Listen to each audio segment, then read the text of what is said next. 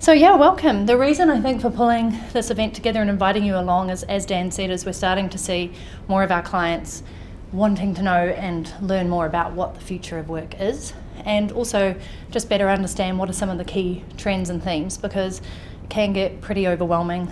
There's lots of disparate information, some of it's not so true, some of it's bang on, and I think it's kind of coming at us at such a rate that it's pretty tough to know what is relevant to you and what's sort of hitting now. So let's dive in and first sort of dispel a myth here that we aren't going to be taken over by the robots necessarily.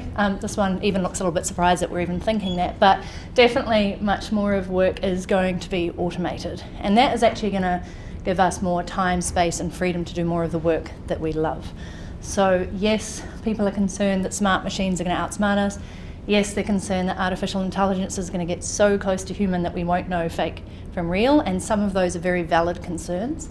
But I think the real question to be focusing on is how do we, and this is what the futurists are talking about, how do we collaborate better with the robots and humans, and so that we are working together in a way that empowers us, that we're using artificial intelligence in a way that makes our work more effective and easier and better, so that we can be uniquely human. And we're definitely starting to see more of this happening. I love technology. So according to the OECD, the estimate is that 14% of existing jobs are just going to disappear in the next 5 to 10 years, which I think is the fact that has been scaring a lot of people. Are we going to be replaced by the robots? Which of this work is going? But the good news is that a lot of that work is menial or labour intensive or repetitive, and that is going to then, as I said, allow us to do more of the important work of being human. The other thing that we're seeing is that work is changing, the workforce is changing, and the workplace is changing. So yes, we have full-time employees doing a lot of this work, but we also have freelancers, we have gig workers, we have crowds. I don't know if here anybody has heard of Mechanical Turk, which is an online job platform where you can do just task-based roles. So people can log in, do a really short task, might take them 5 minutes, they might get a couple of cents to $1, but people are actually earning full-time livings from this. And these are just micro-sourced tasks. It's a way of being able to outsource your work in different ways all over the world. So there's just different people working on different things that we have access to globally across time zones.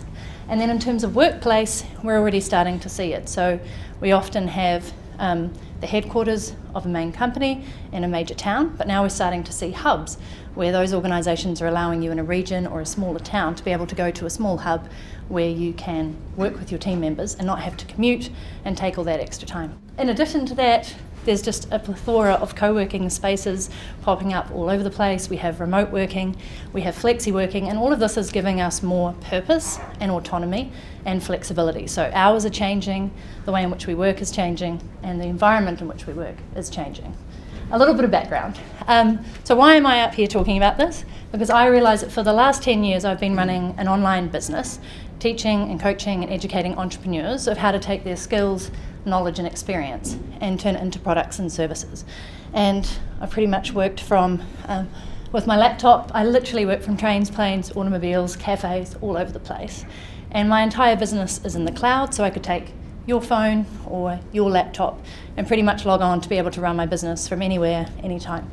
I've also worked with a virtual team for the last 10 years. Most of them I've never met. They live in 5 different countries. They themselves are freelancers, contractors, business owners. And I didn't realise at the time for the last 10 years, working from co-working spaces and running that business 24/7, or without me, that I'm essentially in the future of work before it was labelled that. So I have a pretty, I'm a huge advocate for the way in which we're able to work. I've also written just a couple of books on it, just so you prove that I know what I'm talking about. Lived out of my suitcase for 6.5 years doing this, and also am a huge fan of systems, technology, automation and outsourcing to be able to run a business that doesn't take over your life. So I've been living and breathing this, and I'm really fascinated with the trends, and so wanted to bring to your attention the 3 that at Inspire Group we feel are probably the most important. And I'm trying to consolidate a whole heap of information and context here into sort of 3 overlying principles that we think are going to be the most important. So technology, as I mentioned before, thanks to automation, thanks to smart machines, thanks to robots and AI, a lot of the repetitive jobs, the labour-intensive jobs, are being done by robots. There are robots picking kiwi fruit in Hawke's Bay. There are robots helping out with surgeries in hospitals in Waikato. And soon, I hope we're going to have driverless cars so that when I get back from the airport, I can just have my car pick me up, take me home. Fantastic. But all of these things are allowing us to be able to do more with our own time, space, energy, and learning. Also, again, the OECD has suggested that 32% of the existing jobs are going to radically change in how they are being sort of applied out there, and that's thanks to technology, which you've always had right at the tip of your fingertips in your smartphone, which is one of the most powerful small computers anybody could ever have. It gives us access to almost everything. The other one is that automation allows us to have more energy for actually looking at what we are uniquely designed to do, which is be human. This is skills like creativity, empathy, intuition, imagination, and these are roles where coaching, therapy, leadership, facilitation, consulting are all going to become even more important skills. Because empathy, for example, is not something that you can train an AI to understand. It's a complex human emotion. And then along with that, and that beautiful pineapple, is merging of humans and tech.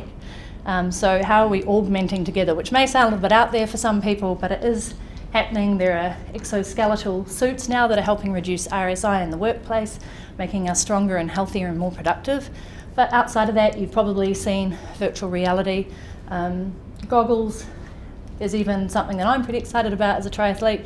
You can now buy a $200 pair of goggles that will tell you how far you're swimming, at what pace, how many meters, your cadence, and your heart rate, which is pretty incredible.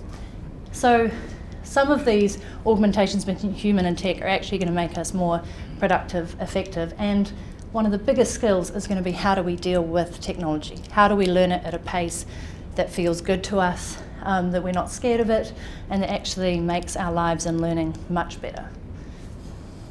Okay, so this is a no-brainer. I know so many of you are already doing this, but digitized learning means that it is at your fingertips. So it's mobile-based, it's platform-based. You can use your smartphone, your tablets.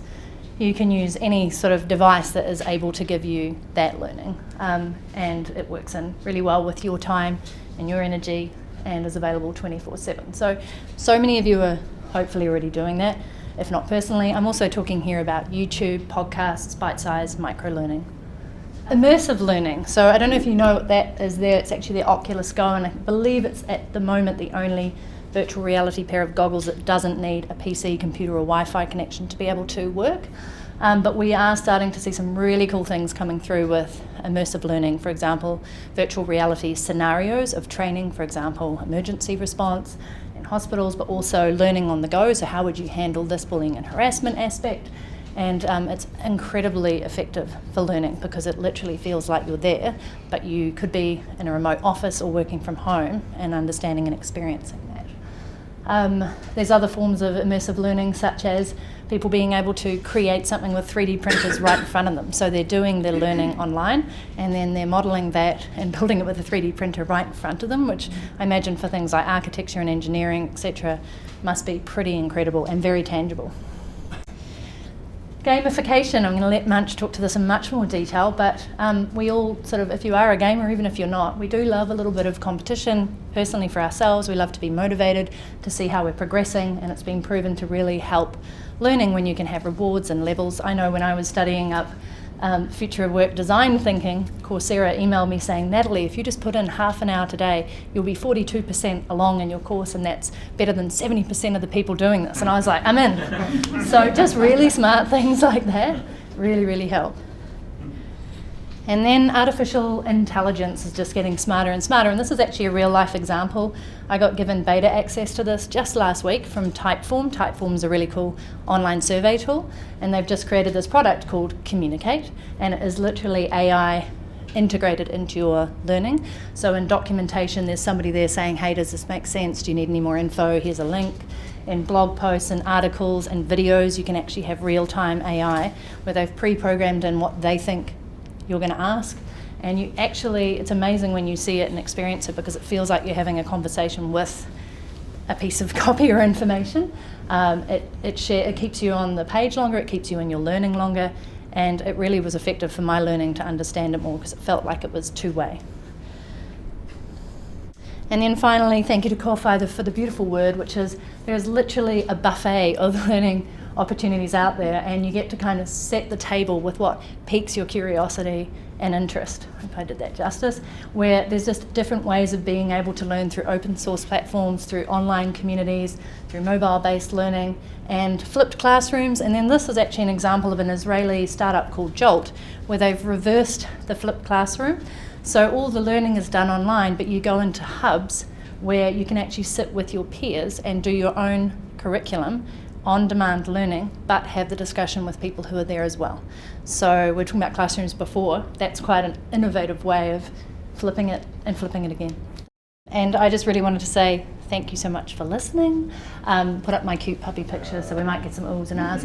You've got my email hopefully already, but please do reach out after this. We'll be sharing everything that we've sort of learnt this evening and continuing the conversation.